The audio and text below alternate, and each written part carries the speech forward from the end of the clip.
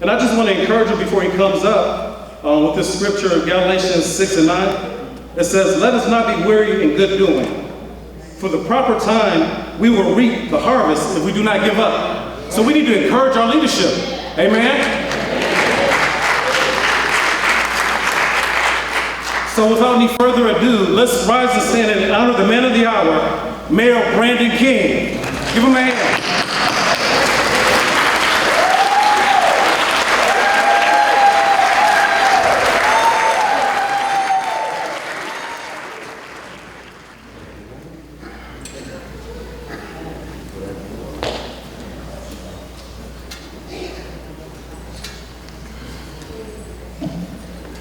Good afternoon, East Cleveland.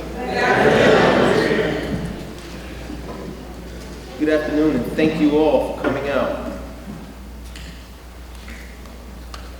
Thank you all for coming out to our 2019 East Cleveland State of the City Address. For my administration, this is our second State of the City Address together.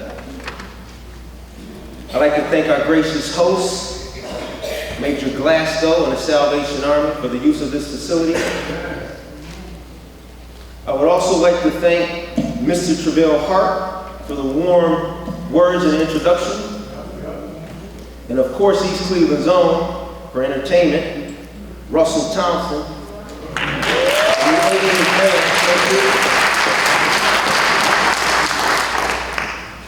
I would also like to recognize some of the elected officials here with us today.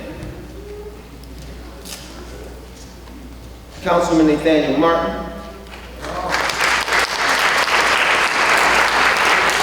Councilman Ernest Smith, Councilwoman Chase Gaddison,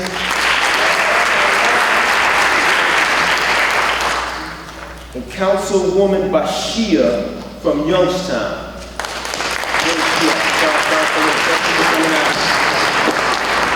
I would also be remiss if I didn't mention a few special guests, and I am truly honored that showed up with us today.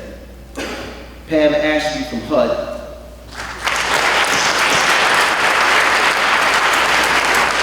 Ted Carter from Cuyahoga County,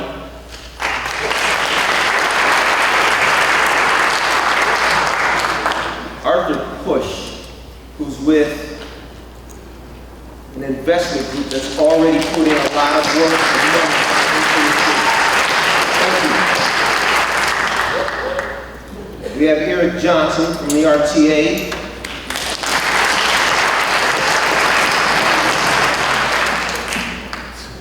I'm not sure how I forgot our very own Judge Dawson. He's sitting right in front.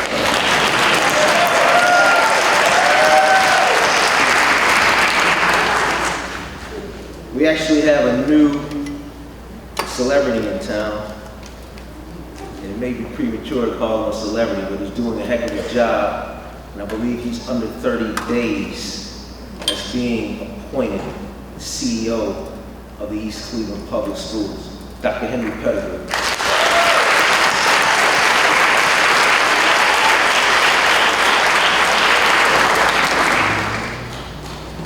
I'd like to thank my entire staff, who've all worked so tirelessly to put this event together. Chief of Staff, Mike Smedley.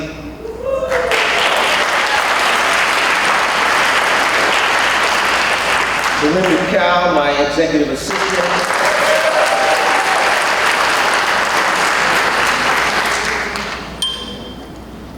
Chief Cardelli, our Chief of Police.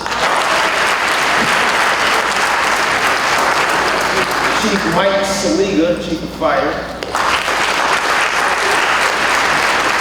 And our Community Development Director, Mr. Melran Leach.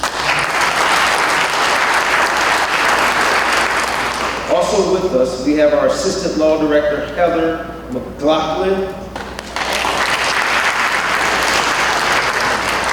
Cheryl Holland from Fire.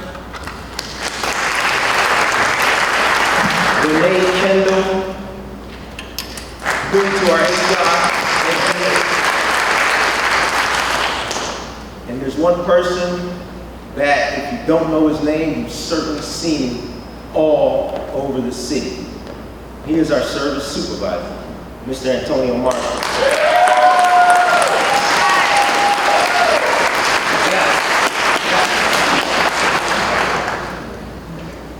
I would like to take a brief moment to recognize some personal friends, in fact, mentors of mine over the years. We're actually Kappa brothers. We have Brother Clayton Burrows.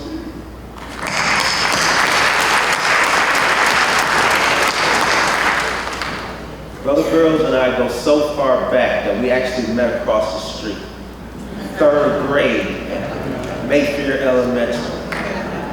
So the Kappa brothers have been very good mentors to me, and they were kind enough to actually let me practice this address on them. The other ones that are here, Brother Larry Lumpkin, believe he's here. And Brother Malcolm Williams.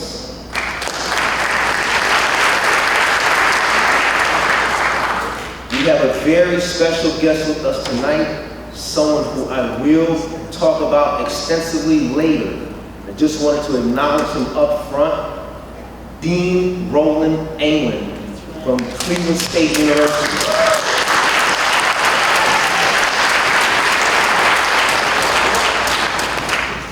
Forgive me if I missed anyone, huh? Sorry about that. And as always, I would be remiss if I did not recognize my lovely mother.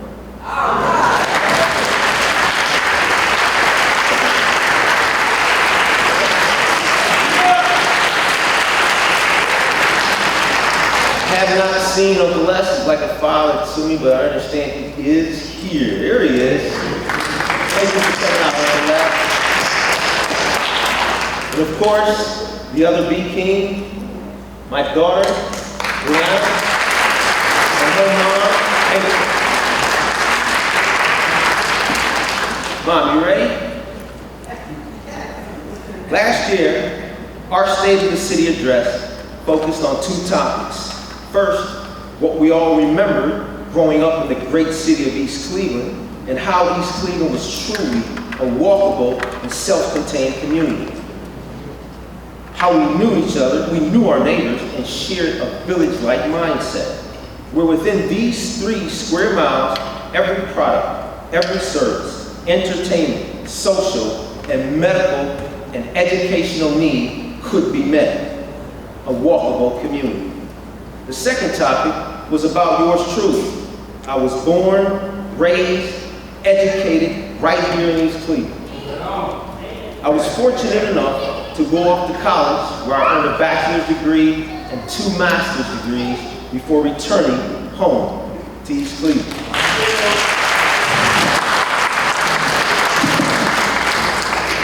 And to the credit of my community, I began volunteering. I began to serve my community.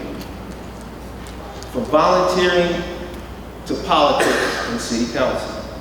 And now, I hold the very distinct honor of being elected mayor of the city. And I'm here to make my decision. Because I was born at Aaron Road Hospital. The theme for our address tonight is rebuilding East Cleveland together. And our 2019 address will center on the present. We will take a look towards our future and an understanding of a bit of our past. Let me begin with the state of our city's finances. The finances of the city of East Cleveland have been the topic of discussions, debates, distortions, and even fake news, from the local level all the way to the state level. Today, we will deal with the facts. We are in fiscal emergency and have been in and out of fiscal emergency for well over 30 years.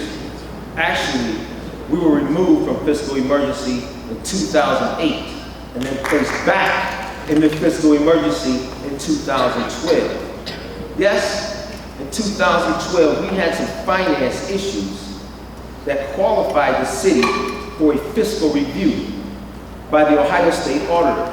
However, those finance issues were not the reason the city was placed back in the fiscal emergency. The exact reason that we were placed back in the fiscal emergency was our city government, our mayor and city council. They could not agree on a remedy to resolve those finance issues. This is what prompted the state auditor to put us in fiscal emergency. Folks, let me break it down for you.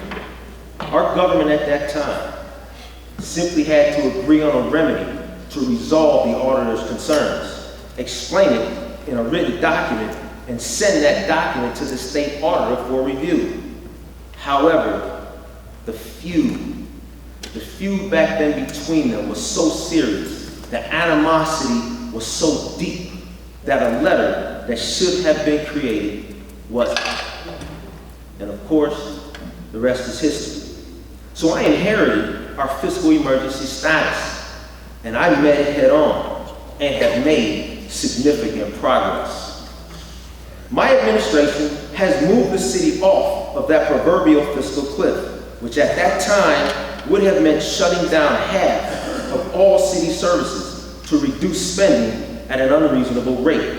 My administration reduced the city's $5 million debt and deficits to under $500,000.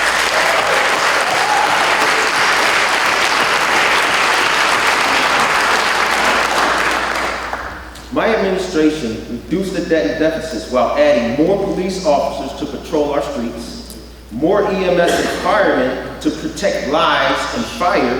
We added more workers in the service department to plow snow, clean up dumping, and cut grass all across the city. We also added more inspectors in our building and housing department. Now, even though we have added more personnel and continue to add personnel, we are still understaffed across all city departments. While reducing our debt and deficit and increasing city staff, we have been able to acquire over $1 million worth of much needed equipment.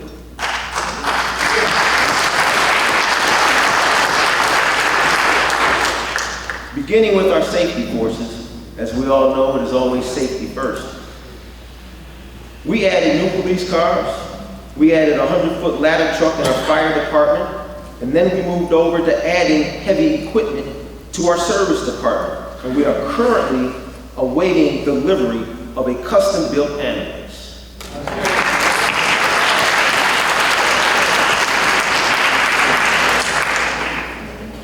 We have actually ended the last 2 fiscal years with positive cash balances.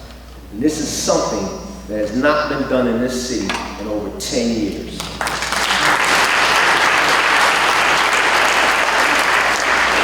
In fact, I can remember being at a fiscal commission meeting the fall of 2017, and the chairman at the time remarking how pleased he was at our financial progress and the reduction of the city's debt and deficits, and the fact that the city was current on all accounts payable inside of 90 days.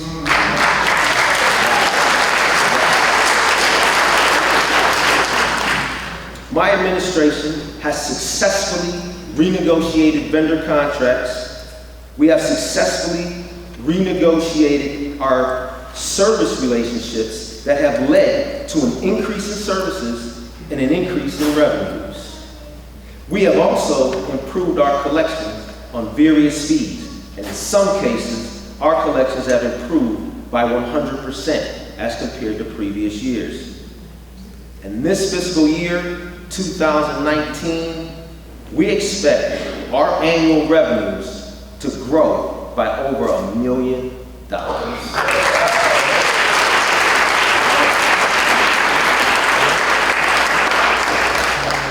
We have made the most out of a $10 million budget in a city that needs at least $17 million annually to operate adequately.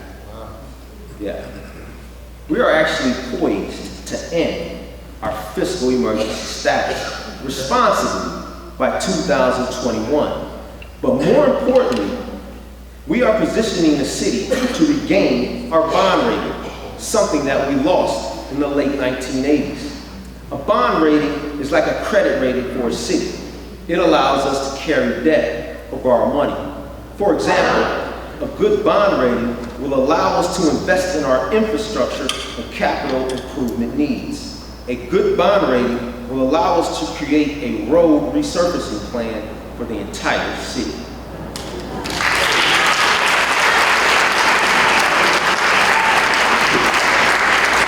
A good bond rating will allow us to create a street lighting plan to ensure that all of our city streets are well lit.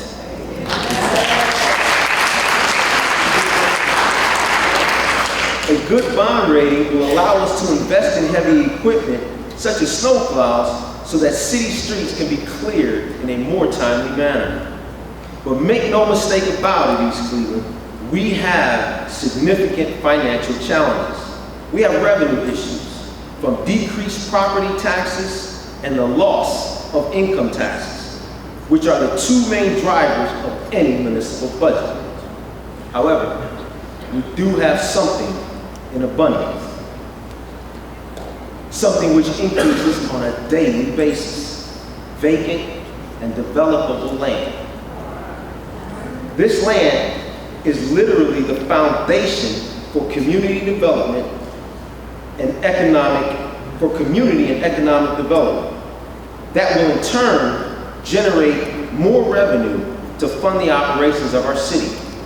To accomplish this, it takes planning, something we'll talk more about later.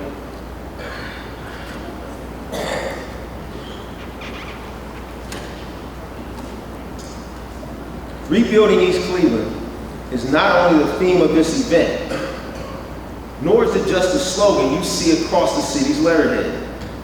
And for those of you who have been with me for a while or have followed East Cleveland politics, it was not just some fancy slogan tattered across my campaign material. Rebuilding East Cleveland together is a core value of mine, and is now a core value of this administration.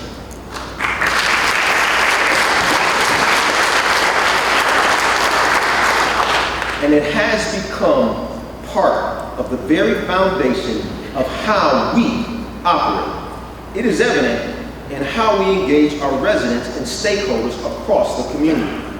It is also evident in how my administration's relationship with our city council has evolved.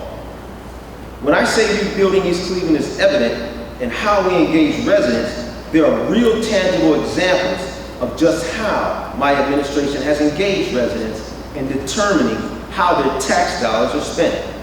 2 years ago, all across the city, residents began organizing with their neighbors to address their quality of life issues that exist within their neighborhoods.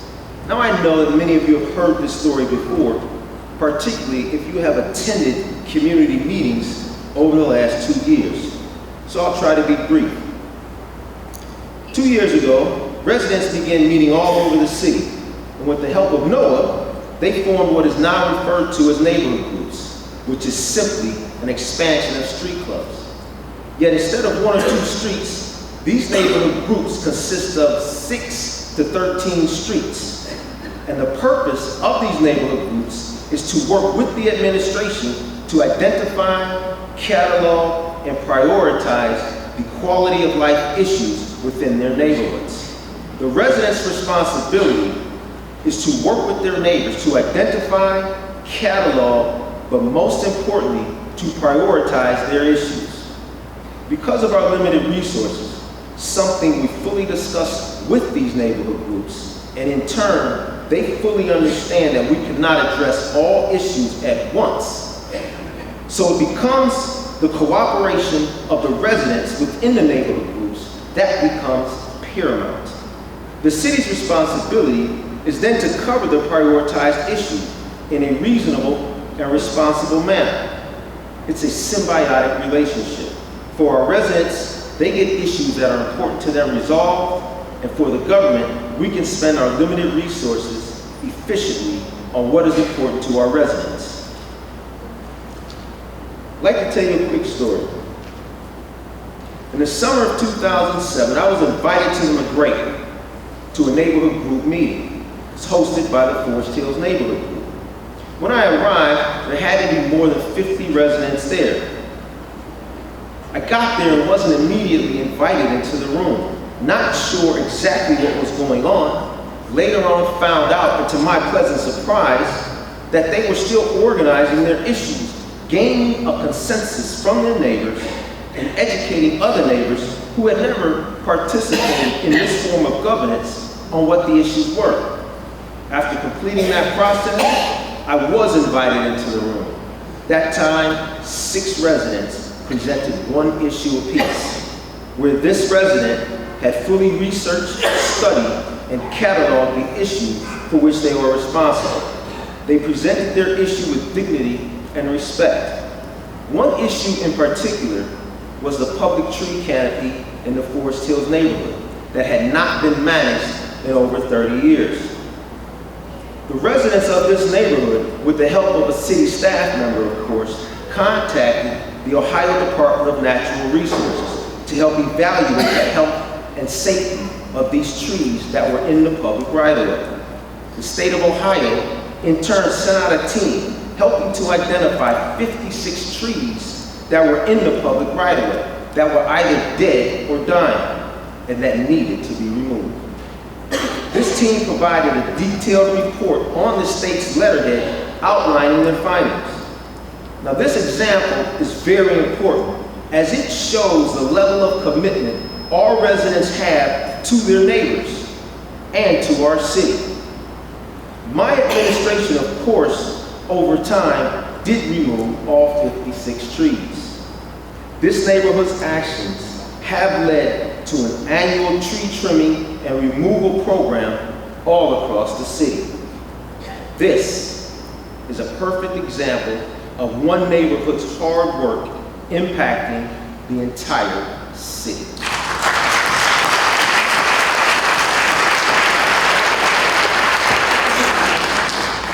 Empowering residents to play an active role in the governance of their city is something that I am passionate about. And in the words of our good friend, Mr. Travell Hart, who shares the same passion and always strives to encourage and empower residents to be active participants in their own deliverance.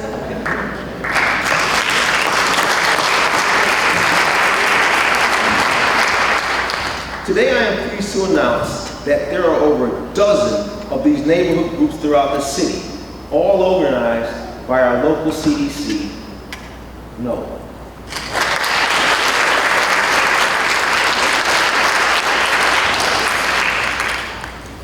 I would like to ask those residents who are part of one of these neighborhood groups that are with us to kindly stand. Please stand.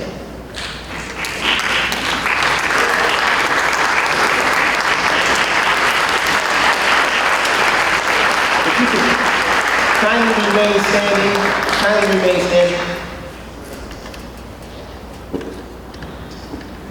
From demolition to tree removal, from leaf pickup to anti-dumping program, last year, these residents, through their neighborhood groups, directed the spending of over $1 million in tax revenue to directly address their quality of life issues. Now, $1 million represents roughly 10% of our annual budget. And this year, 2019, these residents are positioned to direct the spending of over $3 million. I'd like to thank you for your hard work. This is truly rebuilding East Cleveland together. Yes, thank you. Rebuilding East Cleveland together not only includes the government and our residents who, through the formation of these neighborhood groups, have redefined their civic responsibility, but also includes local community organizations whose very mission is to provide support to provide services, and to give a voice to those residents who may have felt left out, marginalized, and ignored. One such community organization is Voice for My People, which is led by Walter Melton. Voice for My People, Voice for My People has led cleanup drives throughout the city in attempts to promote community pride and spur others to do the same. This organization, with the help of our City Council President, Joey Graham, has also organized the first and only drive-through food pantry in the city.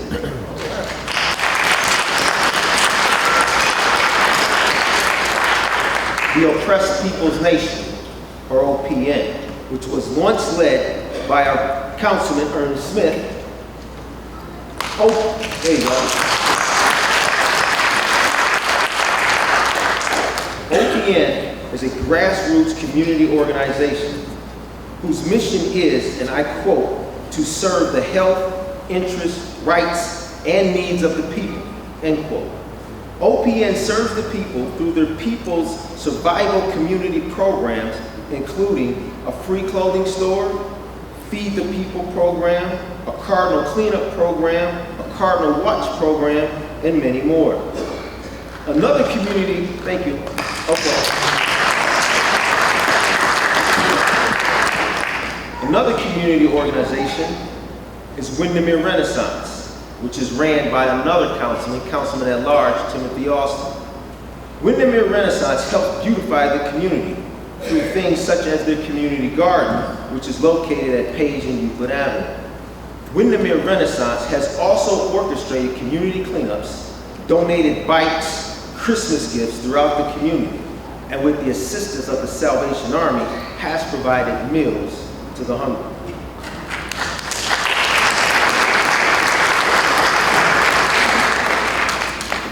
We also have the Police Athletic Team, PAL is more finally known, which is ran by our East Cleveland Police, our very own Mr. Antonio Marshall, and our former Chief of Fire, Mr. Rick Wilcox. PAL provides organized youth mentorship.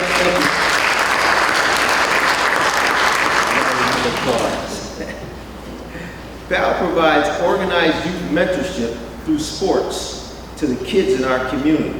And in some cases, these men are the most significant male influence in the lives of these young adults. So we'd like to thank PAL.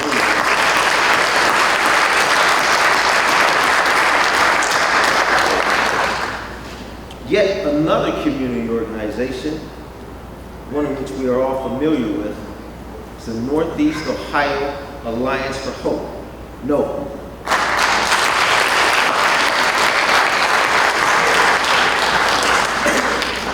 Whose executive director, Mr. Hart, was kind enough to introduce me tonight.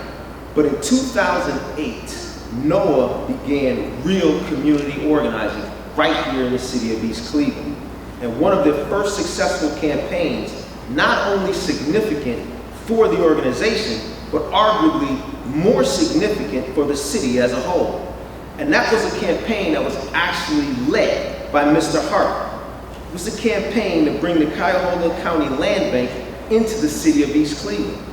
And since 2010 and the signing of that MOU, the County Land Bank has administered close to $10 million right here in East Cleveland.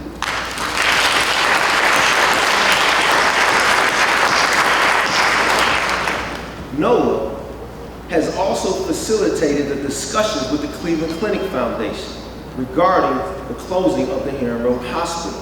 This effort led to an $8 million tax in lieu settlement with Cleveland Clinic.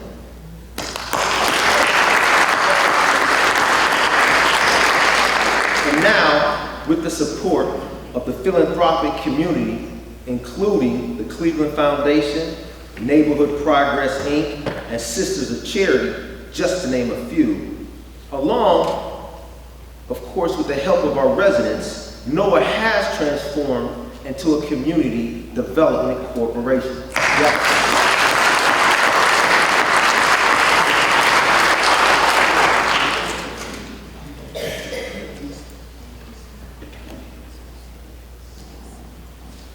Judge Dawson, and the East Cleveland Court. Although not a community organization, is a great community partner and is a partner to this administration. As we enforce the laws, it is then up to the judge to interpret the laws. Our partnership, however, goes much deeper than that, as we share the same passion and commitment on key issues that impact our city today. Illegal dumping is one such issue. As many of you are aware, illegal dumping plagues our city and has been a problem in our city for decades. And since I've been mayor, my administration, from my executive assistant to the directors, to service and police staff, and also with the vigilance of our East Cleveland residents, together we have made this issue one of the city's top priorities.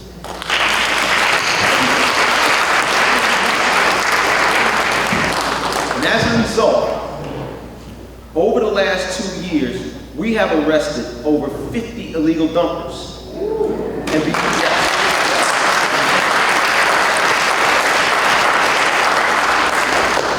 And because our Judge Dawson and his court share the same passion, those dumpers have served a combined 150 days in jail.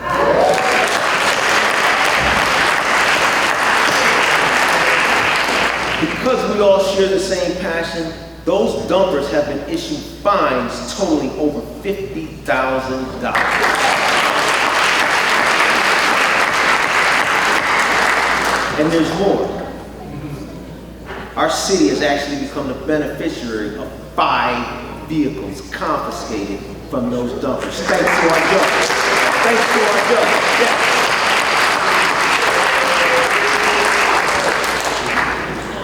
Another high priority of my administration that is shared by our judge is to ensure that the kids of our community have safe and secure spaces for activities within their own community. Both the judicial branch and the executive branch, with the support of the legislative branch, are investing over $350,000 into the rehabilitation of our Martin Luther King Jr. Civic Center.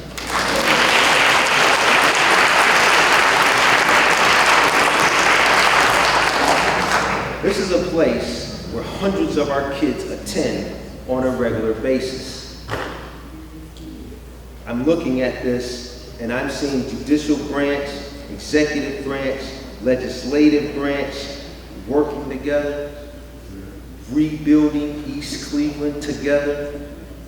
I'd like to personally thank the judge for stepping up and his commitment to our city. Thank you, Judge.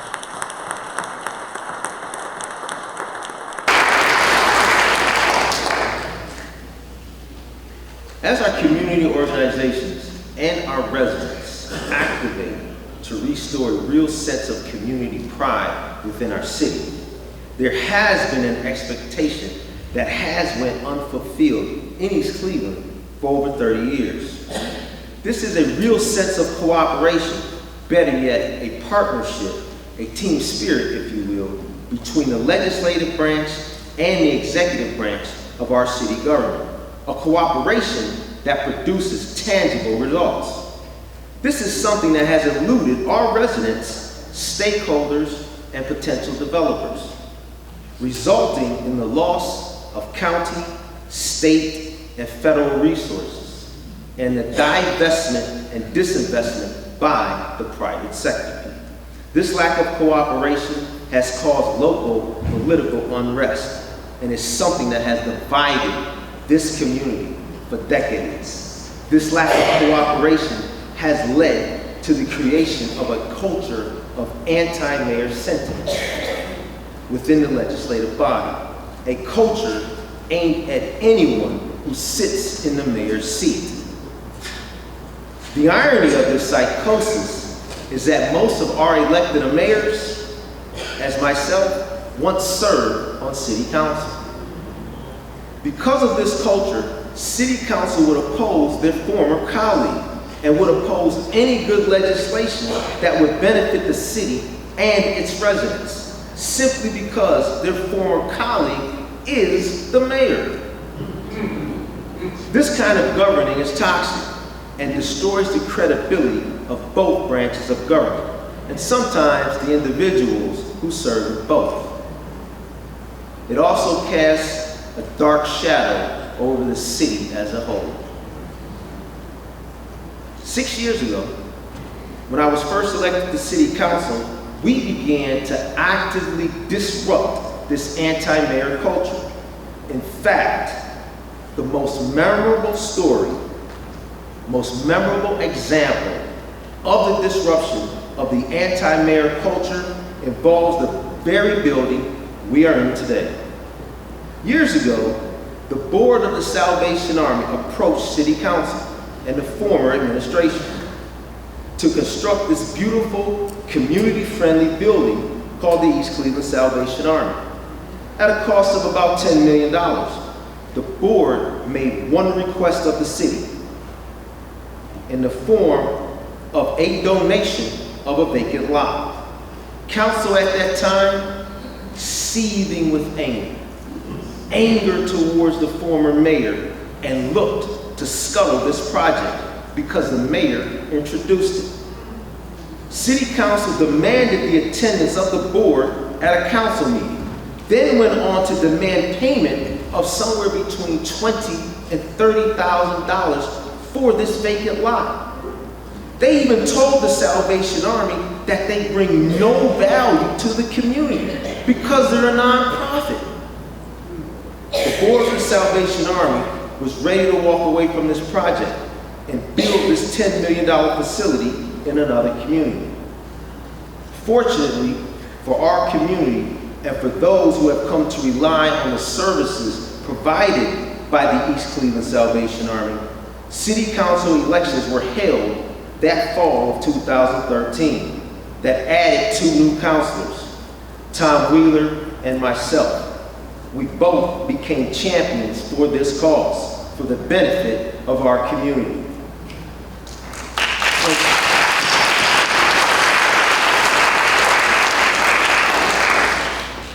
We enlisted the help of our local pastors and our community to help hold all of City Council accountable if this project were to fail. As a result, Council voted 5-0 to donate the lot necessary to build this facility we are in today. Now this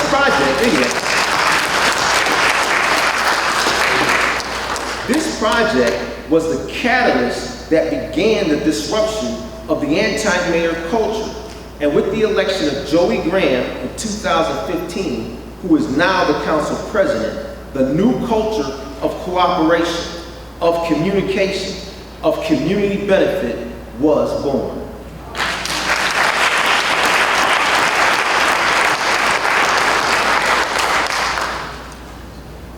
Over the last 4 years, we have made significant progress building on this new culture. And last year, our efforts came full circle with the addition of Councilwoman Che Gaddison. And also the 2017 elections of Councilman Timothy Austin and Ernest Smith.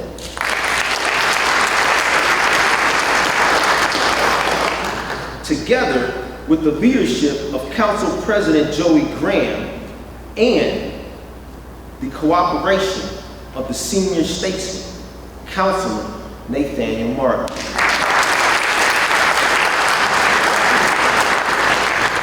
Together, this government, the legislative branch and the executive branch, has achieved what no East Cleveland mayor-council form of government of the past could have.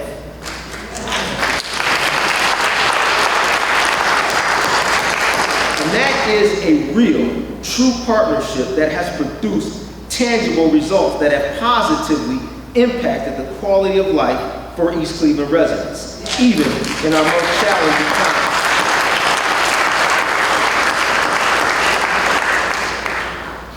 This spirit of cooperation and mutual respect has completely eradicated the disconnect and other loathing that was demonstrated every first and third Tuesdays of the month at the regular council meetings, and then broadcasted throughout the city on East Cleveland Cable's Channel 9. As a matter of fact, this council class of 2018 has passed more positive legislation in the last year than previous classes of city council passed in the span of 4.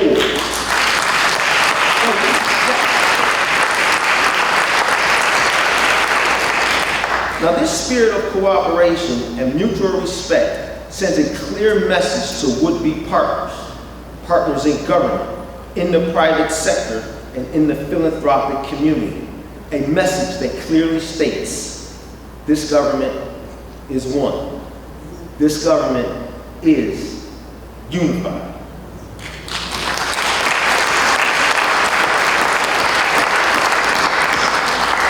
The government of the city of East Cleveland is ready to face the challenge of rebuilding East Cleveland together.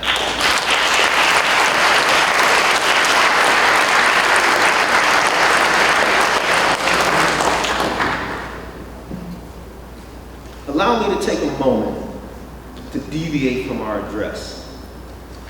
We have a new partner from an old and important institution, Dr. Henry Pettigrew, who is now the CEO of East Cleveland Public School District. He is developing a school recovery plan to improve the academics, attendance, and social-emotional outcomes for our children. The core beliefs of the district are the guiding principles of this work, which are excellence, empathy, and equity for all students. We look forward to working collaboratively to improve the lives and future of our children. An investment in the schools is an investment in the city. Dr. Pettigrew, kindly stand and let us give you a warm East Cleveland welcome.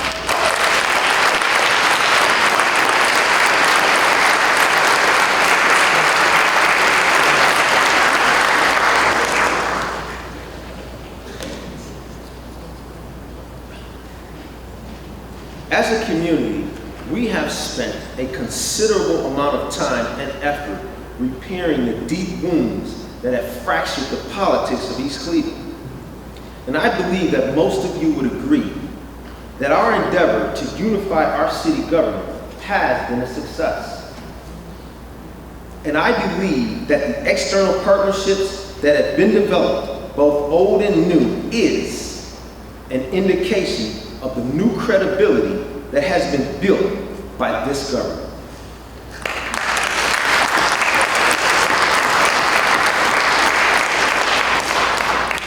The desire to rebuild our great city is not only shared by those who live here, it is also shared on a county, state, and national level, and talked about both publicly and privately. Our long-standing partners are looking to make new investments into the advancement of East Cleveland's revitalization. And our new partners are eager to align their development vision and goals with that of the city's. The very core of the foundation upon which our revitalization is built will be heavily dependent on our external partnerships that we have and that we will develop, and the investments that are then derived from those partnerships.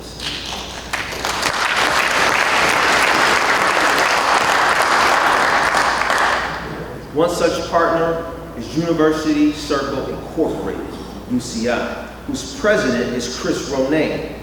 UCI has been a partner of the city before I became mayor, and is a staunch supporter and investor in our revitalization efforts. Circle East 1, which is located at Lakeview and Euclid Avenue, is a highly successful residential project that has paved the way for Circle East 2. And I honestly believe that UCI's investments into East Cleveland will not end there.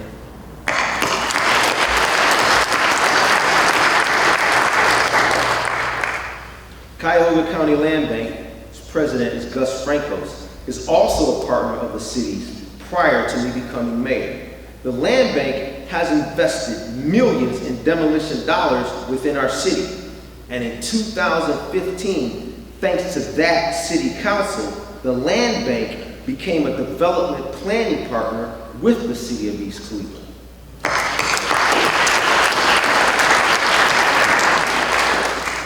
Another external partner is Cuyahoga County.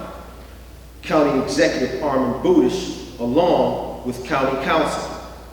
Cuyahoga County also have invested millions into our demolition strategy, and Executive Budish's economic development team, including or led by Mr. Ted Carter, have invested time and talent, including organizing a think tank comprised of community leaders and high-level executives, and putting this think tank around us to help us set the stage for revitalization.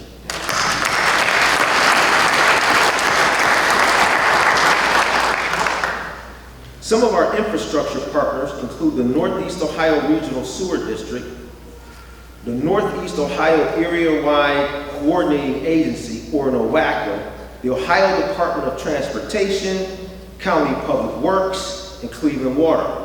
Our infrastructure partners have administered the spending of millions of dollars into our sewer and water systems, stormwater basins, and road resurfacing, and beginning this summer, the Ohio Department of Transportation, with the assistance of NOACA, will administer a $3.5 million traffic signalization grant in the city of East Cleveland.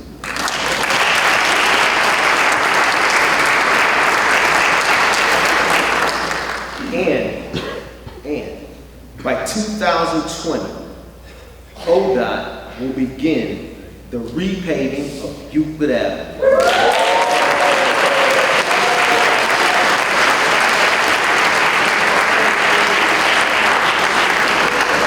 And just so that we're all clear, that repaving Lakeview to Idaho and to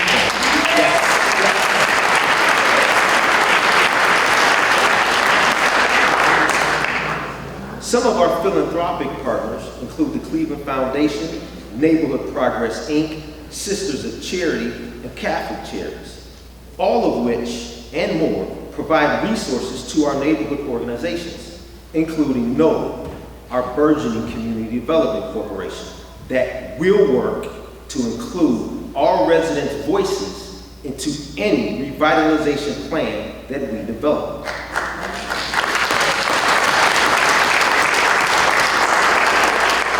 Now, our list of partners is long, so I'd just like to briefly name and thank a few others. The Greater Cleveland Regional Transit Authority, City of Cleveland Heights, Cleveland Institute of Art, Birthing Beautiful Communities and EC Rise, NASA, the U.S. Department of Commerce, HUD, Local Initiative Support Corporation, which stands for LISC, the Ohio Environmental Protection Agency, NOPEC, Case Western Reserve University, Walsh University, Cleveland Leadership, and Cleveland State University, in particular, the Maxine Goodman Levin College of Urban Affairs.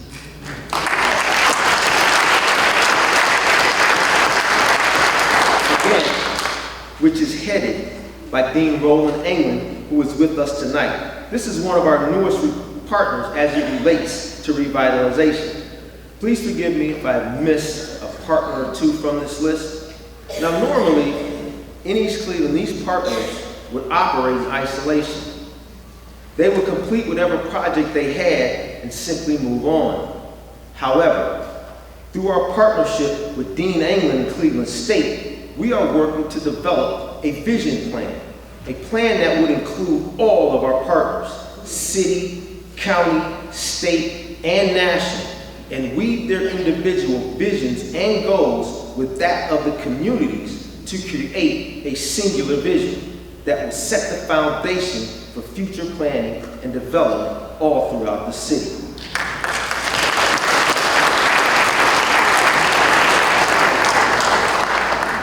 The vision plan is designed to evaluate the physical, cultural, economic, as well as our human capital assets. It will also assess some land use projects that can ignite economic development. The plan will present the challenges and opportunities in a way that opens possibilities to residents, to our internal partners, and to external partners willing to support the vision. During this vision planning process, NOAA and the planning team will facilitate community meetings throughout the city, giving residents the opportunity to share their vision and goals for a revitalized East Cleveland.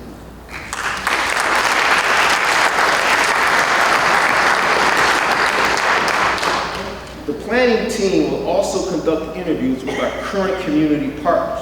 Our partners will share their insights regarding opportunities for future economic and community development projects. Now, we recognize that this vision plan would deal with the immediate and near-term opportunities. However, if integrated correctly into our ongoing planning and development process, we believe this vision plan will prove very effective. Now, I don't want you to think that we are naive enough to believe that this single project, this vision plan, is the silver bullet that will turn this city around. What I am suggesting is that through this process of vision planning, we can begin to unite our community around a single vision for the city, a vision in which we all have invested.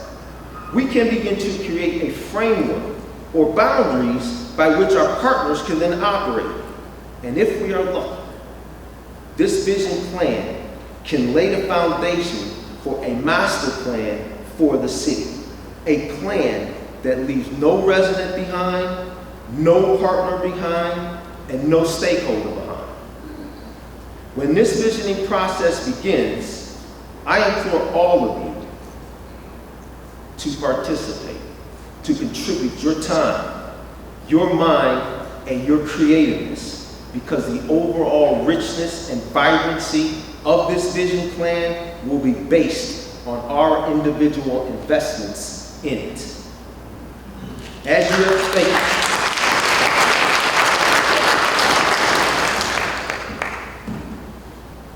you have heard throughout this address, rebuilding East Cleveland together includes everyone in this room. Rebuilding East Cleveland together includes everyone in this city and anyone willing to put the time, effort, and resources into helping to secure a bright and prosperous future for the great city of East Cleveland.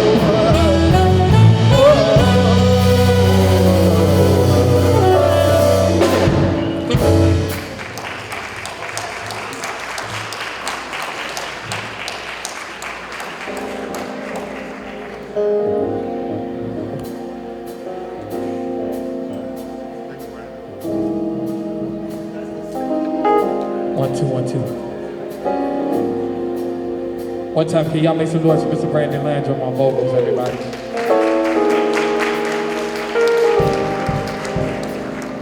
Once again, you listen to the sounds of Russell Thompson and Free Agent Band. We hope you're having a great time on this evening or this afternoon. You having a good time so far? Good job, I'd like to thank the City of East Cleveland for having us out here for this event. And support running East Cleveland's finest right here on sax.